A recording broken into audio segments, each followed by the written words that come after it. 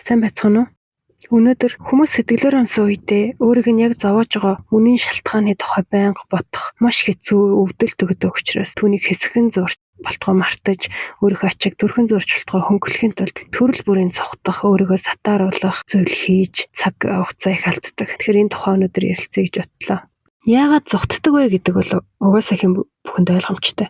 Маш хүнд хэцүү мэдрэмжүүдээс төрхөн зурч гэсэн чөлөөлөгдөж өөрийгөө арай амраахын тулд сэтгэлээ арай тайван байлгахын тулд ухамсартай ухамсаргүй байдлаар бид нэр зогтдог. Хэрвээ зогтохгүйгээр ямар нэгэн зүйл тохиолдоход тэр даруйд нь за ийм зүйл боллоо. Энийг яаж би эргээр хүлээж авах вэ? Яаж би зас залруулах вэ? Гэт тухайн үед нь нүр тулаад тэр асуудлаа сэтгэл дотроо зэгцлээд авчих юм бол магадгүй энэ хүн сэтгэл готрол болоод удаан хугацаагаар үргэлжлээд биднийг маш удаан зовоохгүй асуудал ингээд амархан шийдэгдэх байсан байж болно.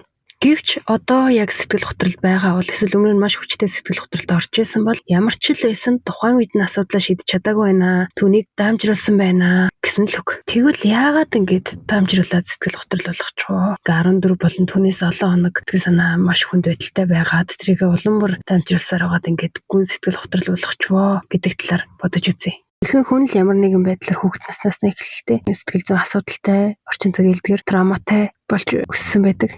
Хүүхэд наснда сөрөг мэдрэмж хэдий ч их мэдэрсэн байна уу төдий ч готрон үзэлтэй өөрийгөө болон бусдыг амьдралыг готрогнуудаар хардаг ийм хүн болж өсдөг юм шиг санагддаг. Одоо нэг зүйлийг төсөөлөд үзье. Өөрийгөө болохгүй, бүтэхгүй, би чадахгүй, би азгүй гэж боддог хүнд нэг хэцүү зүйл тохиолдох. Эсвэл болгоно бүтээн хүн өөрөө л хичээвэл бүхнийг болгож бүтээж чадна, би чадна гэсэн ийм өдрөг үзэлтэй хоёр хүнд яг ижил зүйл тохиолдлоо гэж бодоход бид нар хар ухаанаар бодоход мэдээж өдрөг өөртөө ихтэй хүн хамаагүй асуудал урданд давж туулж гарах бах тийм үү. Тэгвэл яагаад илүү арай өдрөг байгаа хүн асуудлаа илүү урданд давж гарна гэж вэ? Яагаад вэ гэхээр миний бодлоор бол өдрөг байгаа хүмүүс өөрийгөө илүү үнэлж байна. Өөртөө илүү итгэж байна.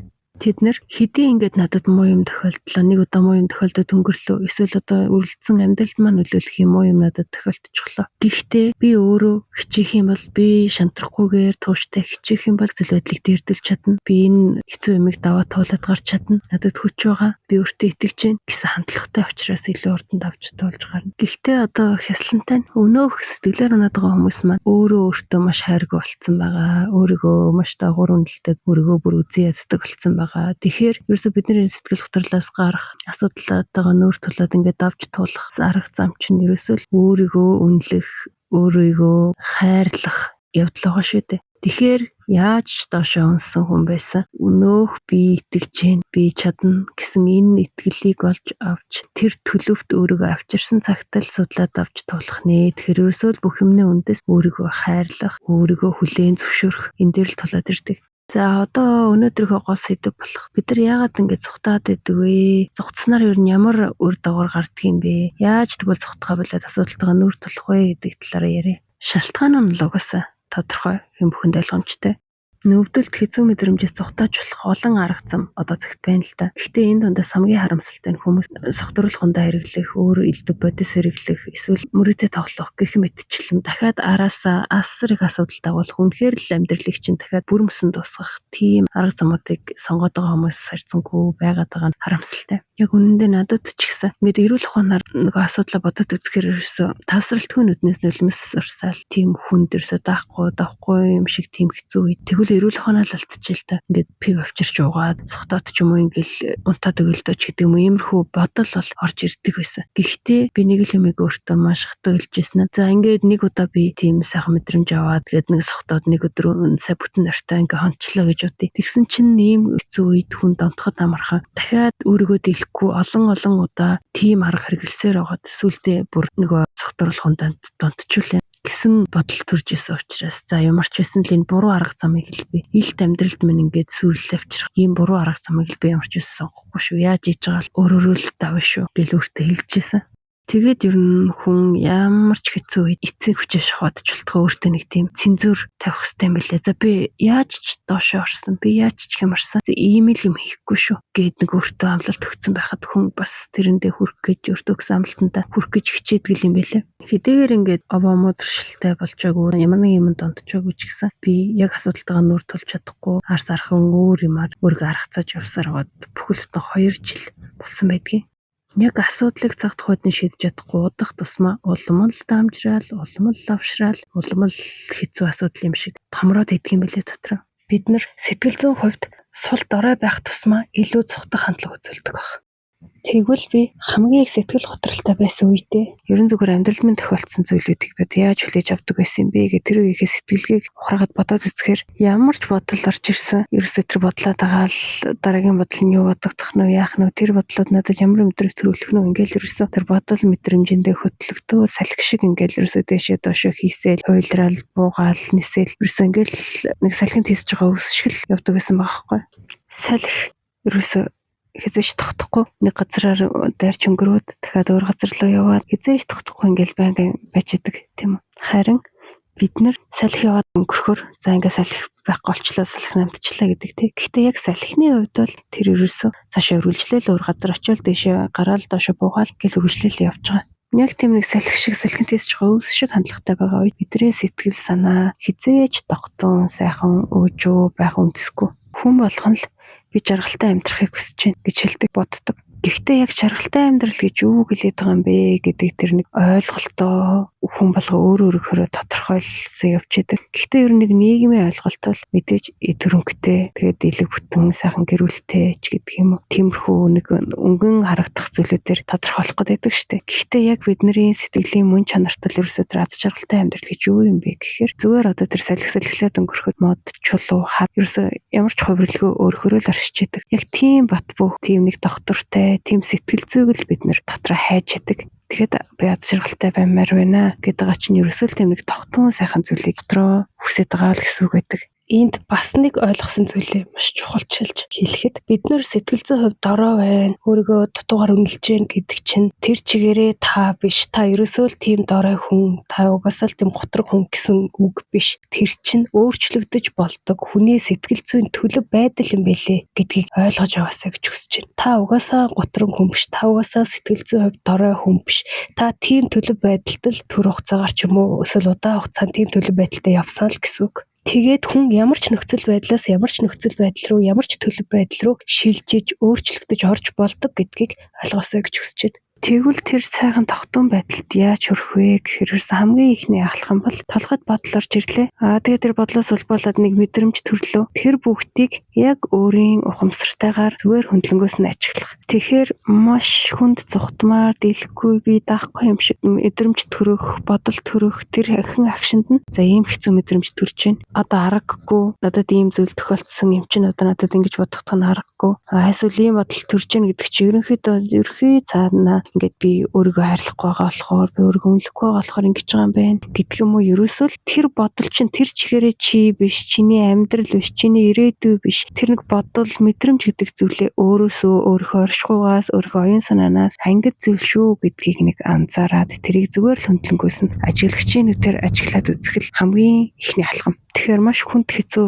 бодлоодыг мэдрэмжүүдийг ерөөсөө энэ би юм байна ч гэдэг юм. Энэ миний өнгөрсөн юм байна. Энэ миний ирээдүй юм байна. Энэ ерөөсөө би ийм болохоор л ингэж байгаа юм ч гэдэг юм. Ерөөсөн гэдэг нөгөө тусдаа зүйл шүү. Тусдаа ангилж ялгаж болно шүү. Бид нар өөрсдөө тэр чигээрээ тэр ухамсар биш. Ухамсар гэдэг зүйл чинь тусдаа байгаа. Миний бие, миний оюун санаа ч гэдэг юм. Энэ зүйлүүдтэй би яг бүхэл цул биш. Би хөндлөнгөөс нь хөндлөнгийн ажиглагчийн зүгээр харж чаддаг гэдэг чинь ерөөсөө гайхамшигтай, ичдтэй ч юм шиг ийм хүч чадлаа байхгүй бидэнд байгаа. Тэгэхээр бидэнд байгаа энэ супер хүчээ зөв ашиглаж эхэлсэн цагаас бид нэр жинхнээсээ асуудалтайгаа нүүрдүүлж эхэлж байна гэсэн үг.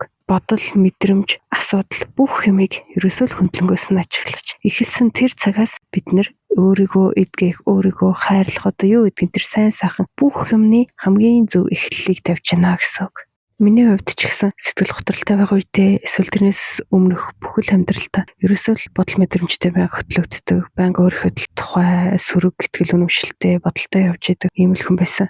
Тэгвэл одоо тэр өмнөх үеэс маань юу өөрчлөгдсөн бэ гэд бодохоор надад ямар нэгэн бодол төрөнгүүд тэр бодлоос улбасан ямар нэгэн сөрөгч мөн мэдрэмж төрөнгүүд энэ яагаад ингэж бодогдов? Юутай холбоотой вэ нүү гэд тэр сөрөг мэдрэмжээ цаад утга учирыг нь тайлаад тухайн үед нь эерэг болоод хувиргаж чаддаг болсон. Ийм нэг юм дадалтай болсонтой л ерөөсө холбоотой болж таарсан. Тэгвэл би 5 жилийн өмнө яг өнөөдөр шиг хандлагатай үзэл бодолтойгоор Амьдрчээсэн бол яг ижил асуудал тулгархад би тэгтлээ их зовж шаналхгүй байх байсан.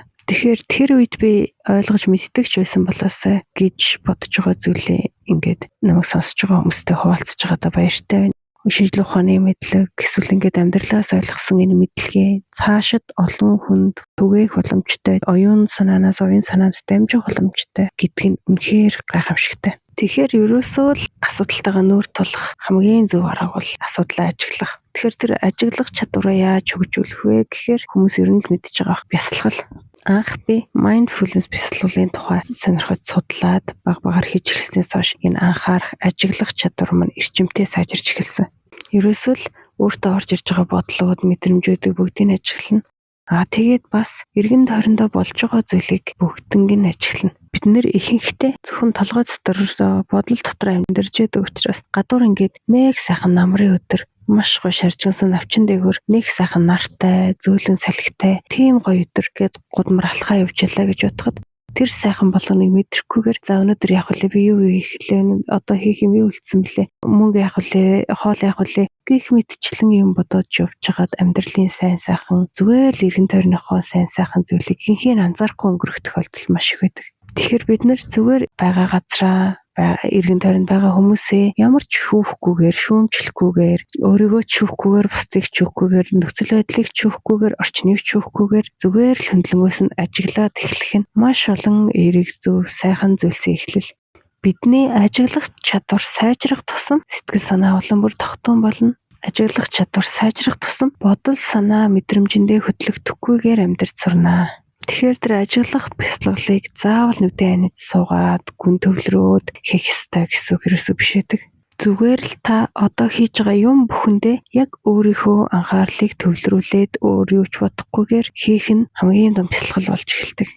Аяг угааж явах үедээ аяг угааж байгаа ус чинь гарт чинь яаж мэдрэгдэж чинь, аяг чинь яаж мэдрэгдэж чинь. Хэрвээ та зүгээр гудмаар алхаж байгаа бол гудам талбай ямар өнгөтэй байна, урд чинь ямар өнгөтэй, зам харагдаж чинь, хажууд чинь юу вэ? Зөрөөд өнгөрч байгаа хүмүүс ямар байдалтай байна, инээж гин үү, баярлж гин үү, гонхтой байна уу? Эсвэл та хүүхдтэйгээ хамт байгаа л хүүхдээ хараад гэртээ байгаа л тэгвэл хүүхд чинь юу хийж гин, тань руу яаж харж гин, танаас юу хүсэж тах шиг байна гэх мэтчлэн зүгээр л ажиглаарай. Бага насны хүүхдээ харж байгаа, асарж байгаа үедээ бид нэр толгой дотор төмөн янз юм бодоод зүгээр л тэр хүүхдийг яг үнэн сэтгэлээс анхаарч харж бүх анхаарлаа төвлөрүүлэхгүйгээр зүгээр л хажууд нь байж өгөх, хажууд нь том байх ёстой гэсэн утгаар зүгээр хажууд нь байж өгөх тохиолдол олон байдаг штеп. Яг тэрэн шиг бид нар бодол дотор амьдарч байгаа үедээ зүгээр яг амьдарч байгаа биш, зүгээр л оршиж байгаа болж хуураад идэг. Тэгэхээр жинхэнэ утгаараа амьдарч эхлэх, амьдралдаа талархах, амьдралын сайн сайхныг мэдэрч эхлэхийн тулд зүгээр л ажигл нүдэнэ битгий шүүмжил яг одоо хийж байгаа зүйлдээ өөрийнхөө бүрэн таван мэдрэхүйн анхаарлыг хандуул. Тэгж ажиглах анхаарах чадвар нэмэгдэх тусмаа хүн амьдралын сайн сайхан жижигхэн зүйлээс баяр баясгалан мэдрэх талархах тэр сайхан сэтгэл нь улам бүр нээгдэж өгчээдэг. Тэгэхээр танд яг одоо маш хүнд хэцүү мэдрэмж төрж байгаа бол зүгээр л түүнийгээ ажигл. Тэрнээс би эсвэл ийм юмыг даахгүй юм байна. Яагаад надад ийм их зовлон өрүүлж байгаа юм бэ ч гэдэг юм уу. Тийм зүйл юусоо битгий.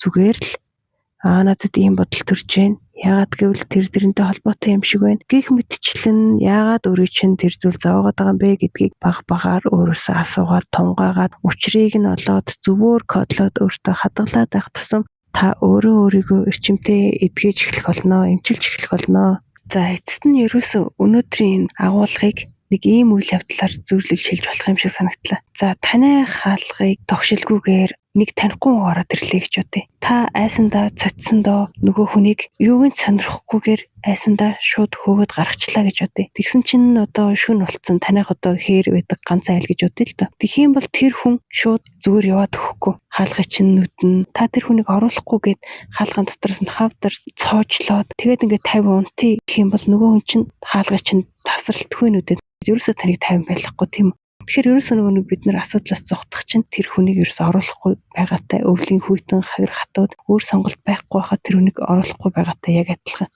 Харин за эхэндээ буруу ойлголцсон байж болно. Гэхдээ та тэр хүнийг буцааж оруулж ирээд сайхан хэрэг зэргийг асуугаад хаанаас хаа урж явааг нь асуугаад ун тоолоор дайлаад дулаан сайхан хонуулаад тэр хүнтэй найз болоод сайн сайхныг хүсээд явуулах юм бол та ч амар амгалан болно. Нөгөө зүйл чинь нөгөө хүн чинь дахиж танайд ирж таны ая тухыг алдуулахгүй. Эцэст нь бид нэр сэтгэл санаагаар унсан үедээ хэцүү үедээ хинч намайг ойлгохгүй байна. Иргэн тойрны хүмүүсээс маань эсвэл өөр хэн нэгэн ирээд намайг сонсч өгөөд, намайг ойлгоод, намайг эдгэрхэд туслаасай, намайг бөөцөлөөсөө анхаараасай гэж хүсдэг. Гэвч яг бодит байдал дээр өөрөөс чинь илүү ойлгоод, хайрлаад, бөөцөлөөд, халамжлаад, ивэ минь алган дээрээ өнхрүүлээд өөрийг чинь эдгэх тийм хүн гарч ирнэ гэд хүлээсний хэрэггүй. Тэгэж хүмүүсээс найдаж горьцсон хохирогчин сэтгэлгээтэй байхаа болоод би өөрөө асуудлаа даван туулна. Би надад тулгарсан асуудлыг надад төрж байгаа бодол мэдрэмжүүдэд удирдах, өөрийгөө баг багаар эмчилж, хүүхэд насны траума, амьдралдаа авсан олон тэм хэцүү зүйлүүдээ би өөртөө эргээр кодолж, эрг энерги болгон хувиргаад өөрийнхөө сэтгэлийн амар амгаланг өөрөө бий болгож чадна гэсэн итгэл үнэмшилтэйгээр амьдралдаа хандаж байгаарай. За ингээд дараагийн подкастаар уулзтлаа. Түр баяртай.